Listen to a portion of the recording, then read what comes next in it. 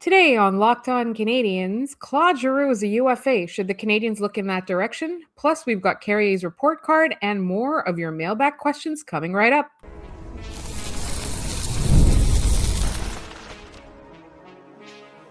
You are Locked On Canadiens, your daily podcast on the Montreal Canadiens.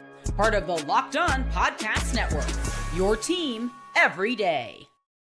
Hi there, everyone. Welcome to another episode of Locked On Canadiens. Today, we're going to talk about Claude Giroux. We're going to talk about Carrier's report card, and we've got more of your mailbag questions. Today's episode is brought to you by FanDuel. The biggest stage in world soccer is here. Let there be goals on FanDuel. Visit FanDuel.com to get started now.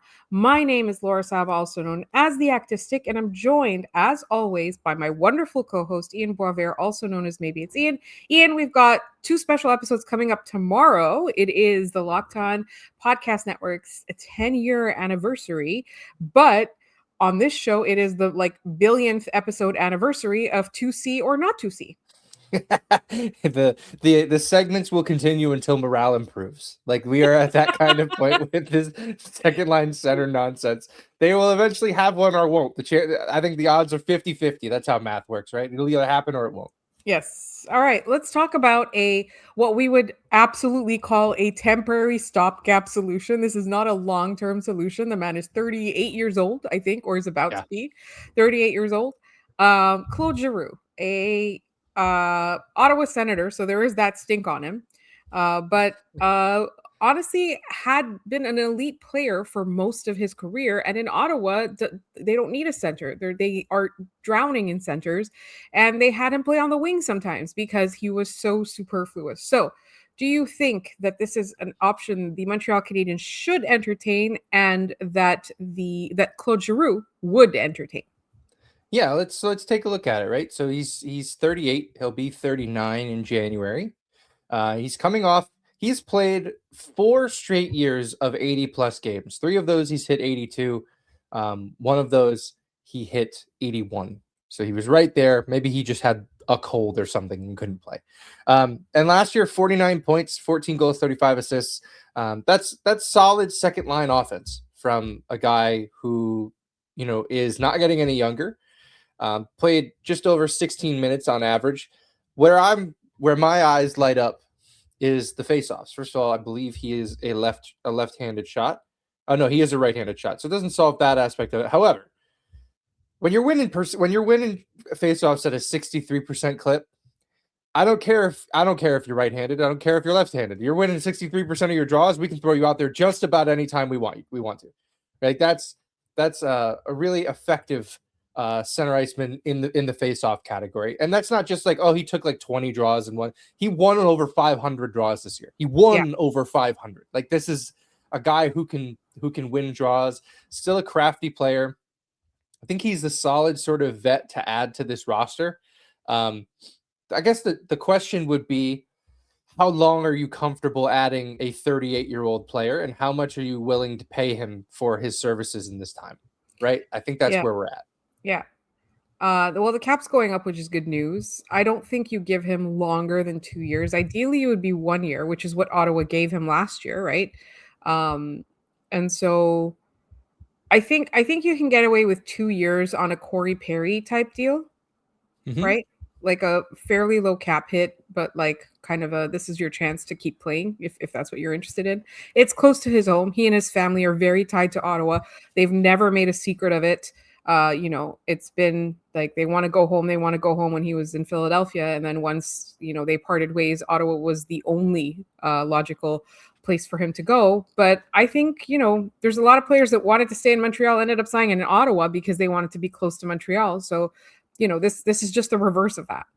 Yeah. Like Alex Kovalev. Anyway, no, I think, I'd be comfortable with 2 years on him because you're thinking at the end of this year, towards the end of this year, Michael Hage joins the fold, right? It would be kind of nice to have a guy like Claude Giroux there to teach Michael Hage how to be a National Hockey Leaguer, right? Claude Giroux is a guy who, there was a very brief moment where there was a thought, is this one of the best players in the National Hockey League?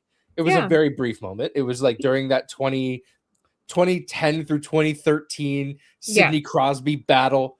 there were a lot of Flyers people who were like, is he better than Sid? And everyone kind of went, no, but it's fun to watch. Right. And he, like, honestly, I think I will never forgive Chris Kunitz because I really wanted to see Claude Giroux in the Olympics. I wanted to see Claude Giroux and Sidney Crosby of that era play together, right? He has been elite in the past. Like, I remember covering All-Star games and he was there. So, right? Like, I think he's a good hockey player. Yeah, he's a great hockey player. He was captain of the Flyers for a long time. They brought him in for Ottawa. When they brought him, when they brought him into Ottawa, they talked a lot about his leadership, and I think that's a very fair point. Like, you saw them move him to the wing in Ottawa this year. So if there comes a point where Michael Hage is ready to make the jump, which we assume is going to be at the end of this NCAA season, this upcoming NCAA season, then he's going to have a mentor.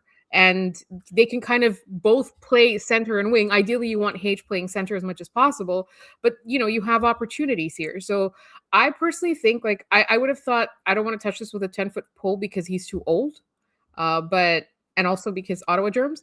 But I honestly, like, I think this is one of the stopgap solutions. Unfortunately, I think the Montreal Canadiens are looking for a long-term guy. And so I don't know if they'd be interested, and I don't know if that's something they want to do, but at the same time, they're losing Brendan Gallagher. They need some veteran presence. Yeah, I think that's totally it. And I think too, like, so I think the Canadiens' time to strike on finding a second line center via the trade route is going to be between now and July 1st, and maybe on July 1st, maybe some more options become available via trade. But then that's going to leave you with a guy like Claude Giroux on July 1st. And looking at it, Claude Giroux's coming off of a contract that paid him $2 million for a year. Before that, let's see, he was on a deal. Oh, Puckpedia does not make this easy to figure out. He was on a 3-year deal that paid him $6.5 million a year. The Canadiens could give him like $3 million for 2 years. Yeah, it would be a raise for him. Yeah, to come they to can Montreal. outbid a lot of people who only want to pay 1.5 or 2, right?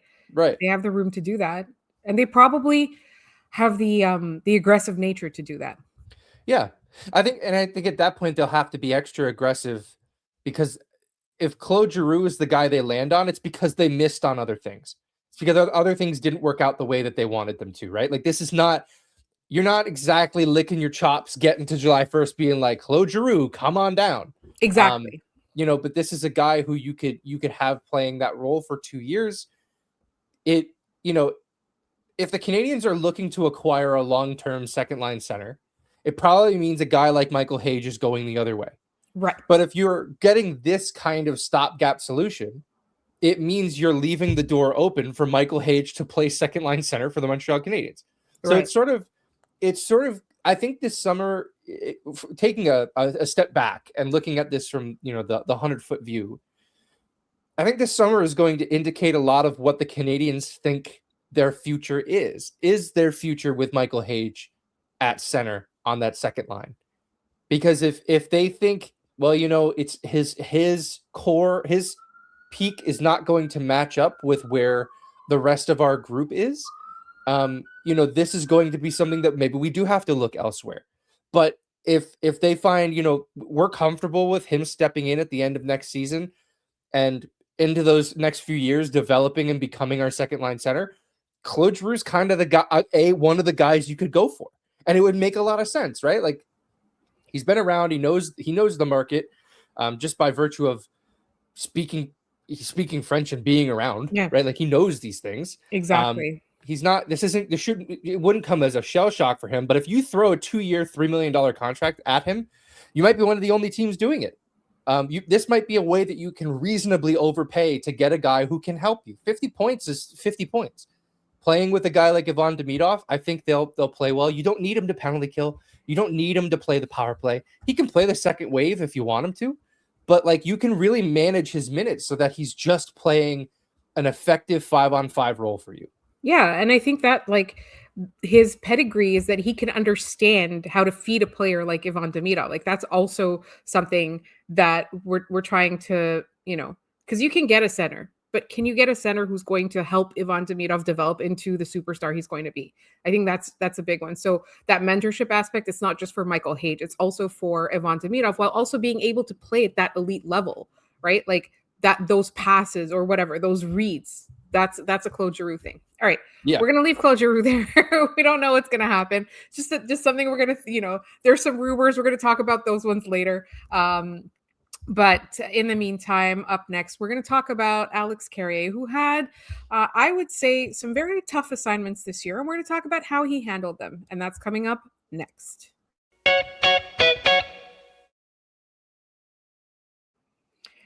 This episode is brought to you by Odoo. Running a business shouldn't feel like you're trying to connect a bunch of systems that were never designed to work together. One app for accounting, another for inventory, another for sales, and somehow none of them talk to each other. That's where Odoo comes in. Odoo is an all-in-one business management software that brings every part of your business together in one powerful platform.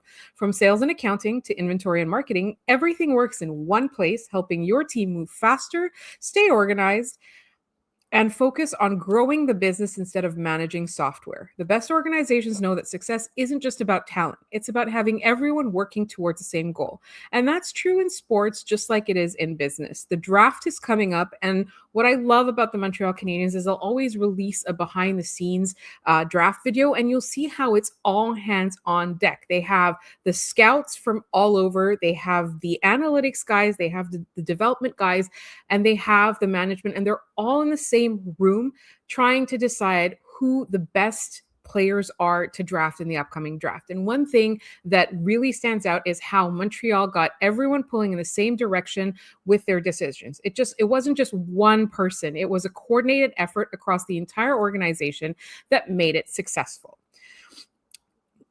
Great organizations win because operations matter, and that's why you should get Odoo.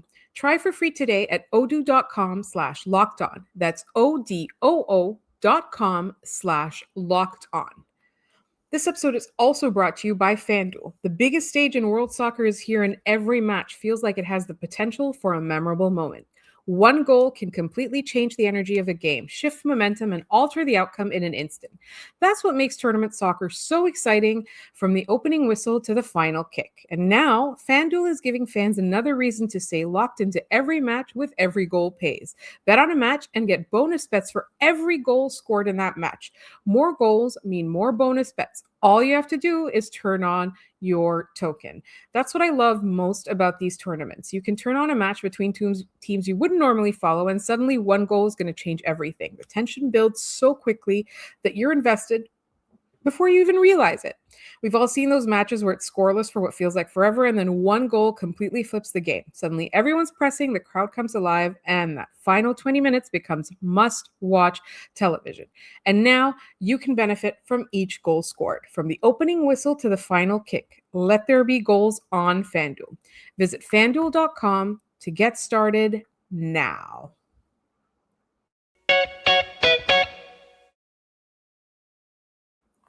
And as always, I just want to remind everybody that if you are an everydayer, the Everydayer Club is you'll get ad-free episodes of Locked On Canadiens and access to our Discord server. So check out lockedoncanadiens.supercast.com to learn more, or check the link in your show notes. All right, Ian, today we are going to do another report card. And we're going to talk about one Alex Carrier, who I personally feel, now I think I need to stop just reading anything, because I personally feel very unfairly maligned. I think Alex Carrier is very good at what he's supposed to do. Unfortunately, I don't think he gets the opportunity to do what he's supposed to do very often.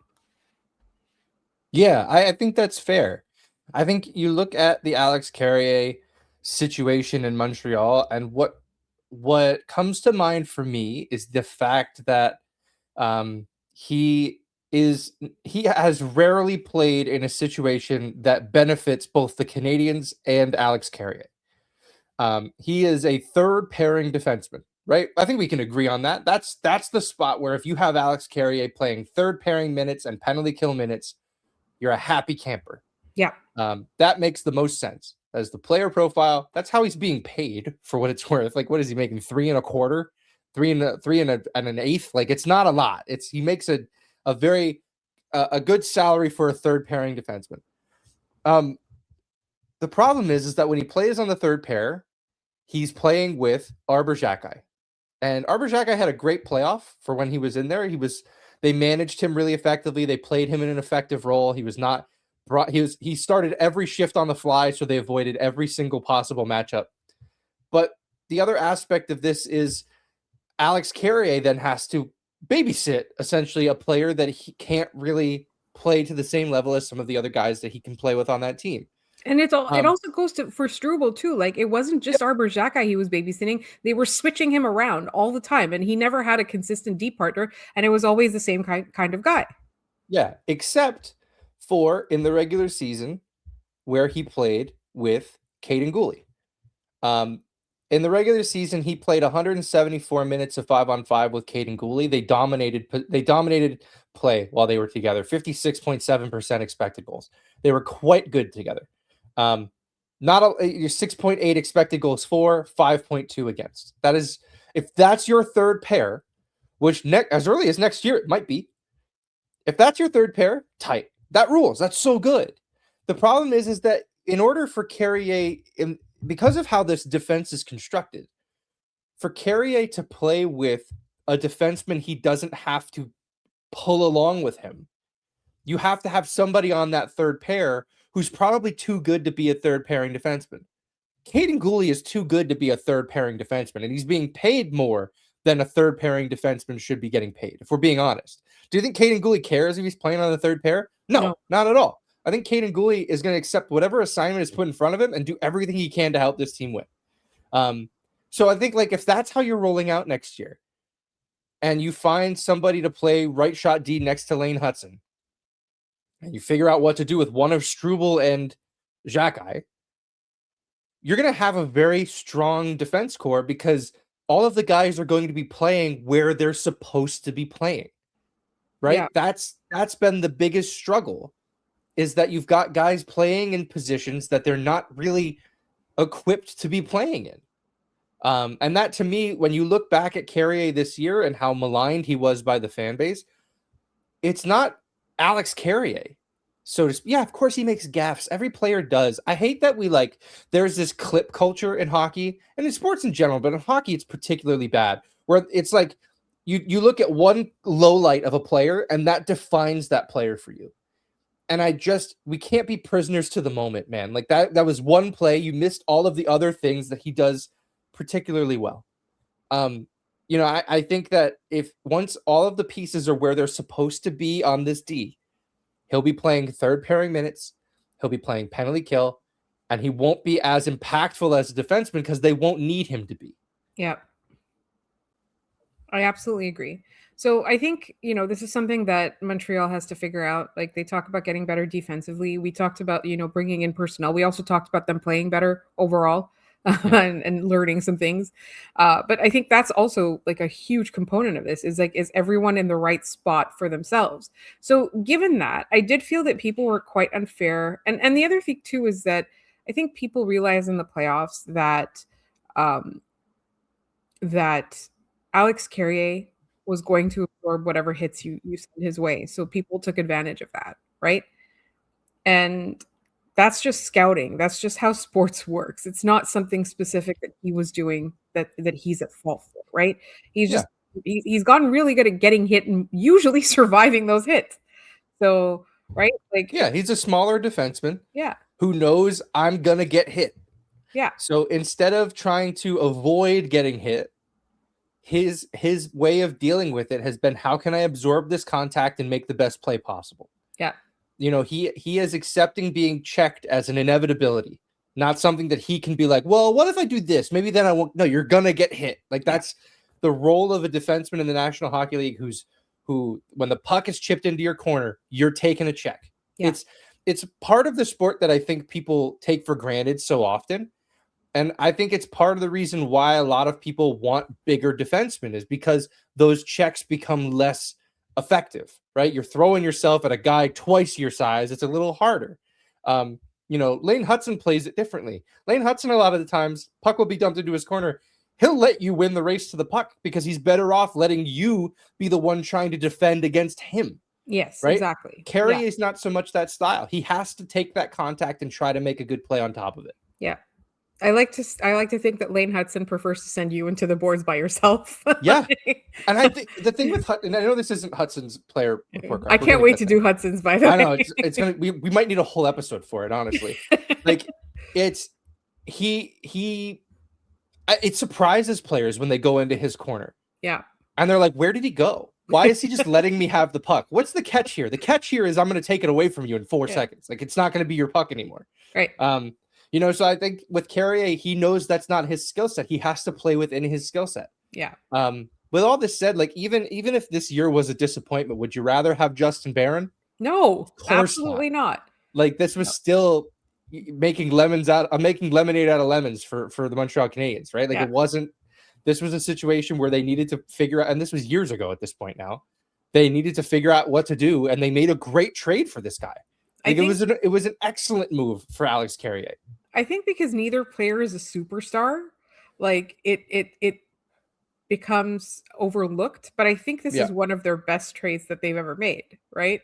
It's up there. Yeah. Could you imagine this team without Alex Carrier? Like, they would have had to have made another move that they wouldn't have liked. Maybe it's a really overpaid trade for like a Rasmus Ristolainen. Yeah. Yuck. No, thanks. Like really, there's no a lot of guys overpay for bad defensemen, and the Canadiens have not done that. Yes. Right? They to this point in this front office's tenure, they haven't overpaid for a bad defenseman. Yeah. They're going to eventually, because they're going to need to make a play for a defenseman that they need to fill a role, but they haven't done it yet.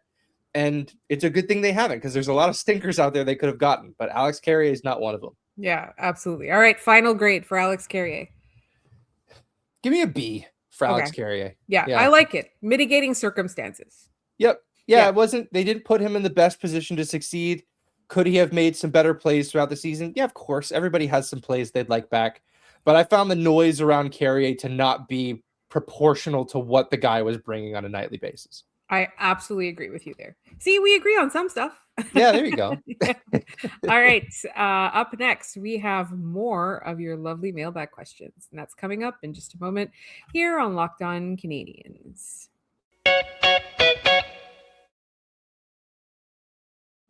This episode is also brought to you by 5 Hour Energy. If you've got a sweet tooth like I do, you know how tough it is to find that perfect treat without all the sugar. That's why the Fruity Rainbow 5 Hour Energy Shot brings that nostalgic flavor back in a whole new way. Fruity Rainbow 5 Hour Energy Shots treat your taste buds to an explosion of fruity flavor with a tasty caffeine kick. It's a quick, easy way to satisfy that sweet craving while keeping things simple and on the go. Personally, for me, I like that it's 0 sugar and it's sweet tooth approved. It's really yummy, and I like how it's so convenient. It's small, portable, and I can grab it whenever I need a little pick-me-up. And I gotta tell you, these days, I'm so busy, I'm running around, that I really need those pick-me-ups during the day. And it's become my go-to when I want something sweet without going overboard. Get candy-flavored chaos with Fruity Rainbow 5 Hour Energy Shots, available online at 5hourenergy.com or on Amazon.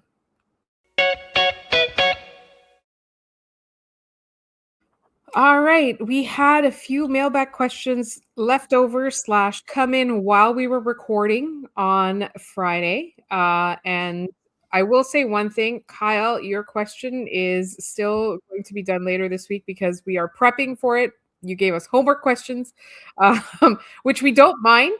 We just sometimes need time to like, you know.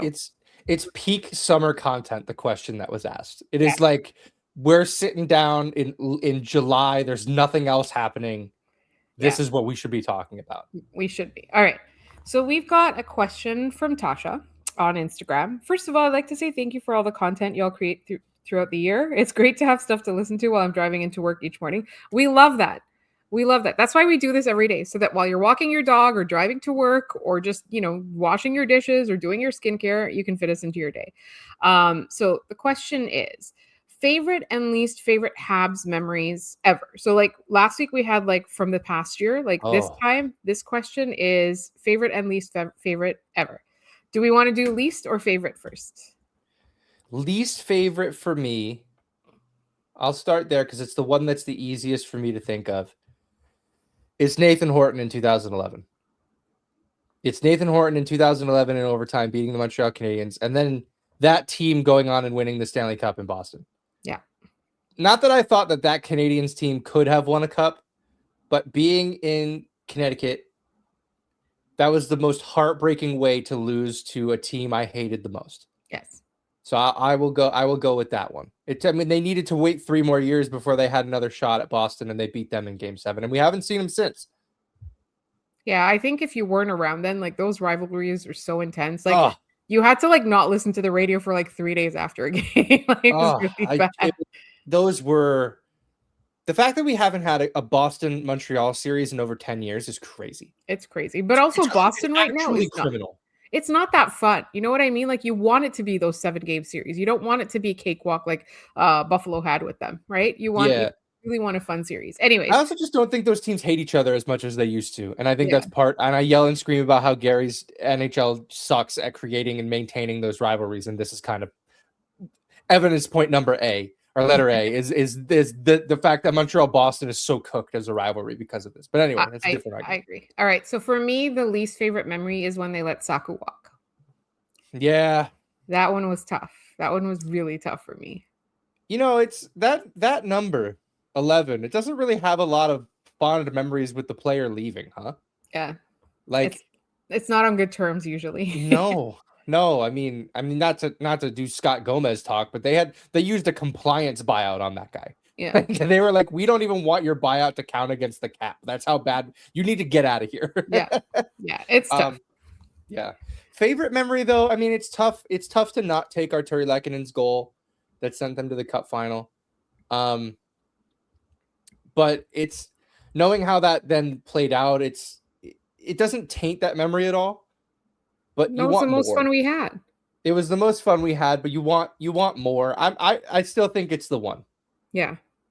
Yeah, I think so. I thought about my life. It was the closest they've ever made it. Yes. That we remember, right? No, in my lifetime, it is the closest they've ever gone. Yes. No, I know. I existed in 1993. I just don't remember. No, no, for sure. Like, but me, I didn't. Like, I literally physically was not on this planet. Like, it is the closest me and a Canadian Stanley Cup championship have coexisted. It's the closest we've ever been. I think they'll get close again. I don't think that this past season was a flash in the pan. I think it was just the first step in a long, what do you call it? In a long journey. We are also running out of time again because we've been going so long lately that like... let's tap this out. We'll stick through this. Okay. Andrew G, our good friend. My question is regarding the Rocket. Pascal Vincent is leaving the organization. The team has 6 forwards, 5 defense, and 0 goalies currently under contract. I know there's a lot of fluctuation in development leagues, but should we be scared? No. But I think the reason we shouldn't be scared is different than what you want to hear, Andrew. Go for it. Which is, I don't think we should think about the Laval Rocket as a team that should be competing for a Calder Cup for very much longer. Right? Like, I don't think that that's going to be the point of that franchise anymore. That's the point when you're rebuilding. Right. Yeah. When you've got all of your young guys down there and you're trying to develop them, but also build a winning culture and a winning environment for them, right? I think... And Basu and Godin on their podcast, they talked about this, and I wholeheartedly agree with it. One of the points of that organization now should be to create a potential Canadiens coach of the future. Yes. That one of the names they threw out there was one of my favorites because he was my first Montreal Canadiens jersey ever. Alex Tanguay, who is an assistant coach with the Detroit Red Wings. I kind of like that. Like, that's kind of a fun, he gets to try to be an NHL head coach. Or an AHL head coach, try it out, see how he does. Like, I think that should be the goal of that, find diamonds in the rough now, right? Like, you've had top, not top prospects in this organization, but important prospects in this organization come through Laval. The goal from now on is going to be find guys, undrafted guys out of the queue and put them in there and see if it works. Find guys who can be a head coach, put them in there, see if it works, right? Like, the point of that is not going to be make sure guys like Florian Xhekaj thriving so that one day they can be NHLers. Because we're getting to the point where the roster is going to be turned over to those guys. And if they're not NHLers, they're just not going to be. Yeah. So I think that I'm trying to reassure Andrew with my answer, but it's not in the way that perhaps they were hoping it would come across. I think we're at a point now where the Laval Rocket, as a team we are hoping wins a championship, I don't think that's happening anymore. Yes. All right. Valkyrie asked us a question while we were recording, and it had to do with Darnell Nurse. We already said we didn't want Darnell Nurse, but I think the other part of this is Darnell Nurse asked for a trade, and Edmonton needs a goalie. Montembeault for Darnell. What are your thoughts? Okay, so we already talked about Nurse, but let's talk about Montembeault. You're on the record as saying you think that he's going to be here next year. I'm on the road. We did the whole gun to your head thing, and I said no, and you said yes. So, we haven't had a good gun to your head in the last couple of minutes. Yeah, what's the gun to the head for this episode? I mean, I don't know what Edmonton wants to do. I don't know that Edmonton wants or can acquire another goaltender with a good cap hit without getting rid of one of the ones that's already on their plate. And we don't want that. No, I don't want Tristan Jarry. That doesn't help us at all. And I don't even think that's what this question was asking, because I don't think anybody in their right mind would be like, yeah, Tristan Jarry, send him back here. The question was literally someone else for Sam. Yeah, I really do believe that unless the Canadiens are blown away, they're going to go into camp next year with 3 goalies and see what works out. And I don't want Darnell Nurse at all. Maybe in a better situation, it would have made sense, but I mean, look at it now. The Canadiens have 5 left shot defensemen. Like, that's too many. It's too many guys. Like, they need to figure out a different way to build that defense core, and adding another left shot defenseman, I don't think helps them. Yes. We have a question from Adam Yu that I'm still going to push to this upcoming week's Friday mailbag. Sure. Because it was intended, it came in on Friday. So there's one from Cameron, and we were talking about playoff trophies, NHL trophies. Yeah. And Cameron has come up with a couple of names and wants our thoughts. So the Art Ross Trophy in the regular season, Mario Lemieux Trophy in the playoffs. It's good. I like that. Yeah. Calder Trophy, renamed to Ken Dryden Trophy. Yeah, that makes a lot of sense. That's like really that good. One. Yeah. Yeah. The Rocket Richard Trophy, the Mike Bossy Trophy. Mike Bossy's such a great pick there, because that's a guy who just had it, retired. Like, it was just, you go look at his stats, you're like, what happened? And then you realize he just dealt with incredible injuries in his career. Like, he just it was the end. Yeah. That guy is nails. That's a great pick for a playoff goal scorer. Selke Trophy, renamed to Bob Gainey Trophy. Yes.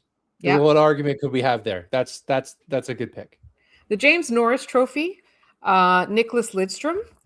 Yeah. Nails. I also wanted to suggest Bobby Orr for that one. That's also good. Yeah. I think of Lidstrom just as like, I mean, you could make an argument they should rename the Norris after Lidstrom. Like, you could make the argument that that's his trophy. The actual Norris. You know? I like that. Also for the Selke, if you wanted to be a little bit more modern with it and call it the Bergeron, I don't have an issue with that at all either. For Petrus Bergeron. Like, that's a good one. We've got a couple of slightly more modern ones. Yeah. The Vezina to Patrick Roy. That's good. I mean, that's one of the top. You could give it to Brodeur if you wanted to as well. Could you be funny and give it to J.S. Giguère, because he won the Conn Smythe the year that they didn't even win the cup, and they had a sad J.S. Giguère picture. Yeah. I feel like Patrick Roy has more playoff storylines. You know what I mean? Like the wink, the drama, the that kind of thing. So I feel like Patrick Roy is a good one for that. And then finally, the Lady Byng to Johnny Hockey Gaudreau Trophy. I mean, that should just be it. Yeah. This is the listener after my own heart, because I've been saying that the Lady Byng in the regular season should be the Johnny Gaudreau Award. And I don't think that that's controversial. It shouldn't be controversial. Like, it should just be his thing. I think so. I think they should just name it Johnny Hockey just for the playoffs and the regular season. That's what they should just change it to. All right. At the time that we are recording this, the Stanley Cup final game 6 is being played. We don't know the outcome, but we are assuming that once that outcome is determined, there will be more trades and movement around the league. So make sure you are subscribed to this podcast wherever you get your podcast, as well as on YouTube. So because we're going to be following all the storylines related to the Montreal Canadiens. We haven't even looked at the draft yet, and the draft is like I think next week, right? It is next week. Yeah, we still have we have our our draft guides and stuff, but we haven't even gotten into it, and we know there's going to be movement. So make sure you're subscribed. Make sure you tell your friends all about us. Make sure you follow along with us. If you want to find us on social media, we're at Locked On Canadiens on Instagram, on TikTok, and on Blue Sky. If you would like to email us, we're lockedoncanadians@gmail.com. We love to hear from you, especially in the off season. Tell us how you're doing. Tell us your Habs memories. Tell your favorite things that happened this season. Tell us where you think Brendan Gallagher is going to end up. Either way, talk to us. We like attention. And also just make sure that if you are an everydayer, you never miss an episode. The Everydayer Club is for you. Get Locked On Canadiens ad-free, plus members only Discord access and more. Don't forget your 7-day free trial. LockedOnCanadiens.supercast.com. For those of you on video, we're going to send you to the first ever 24/7 National Locked On Podcast Network YouTube channel. And on audio, make sure your second listen is NHL Game Night on Locked On NHL. As the Stanley Cup final comes to a close, there's only 1 or 2 more episodes that they could be doing, so make sure to check them out. They are a lot of fun. I want to thank you all so much for listening, and we will see you all tomorrow with some special anniversary episodes.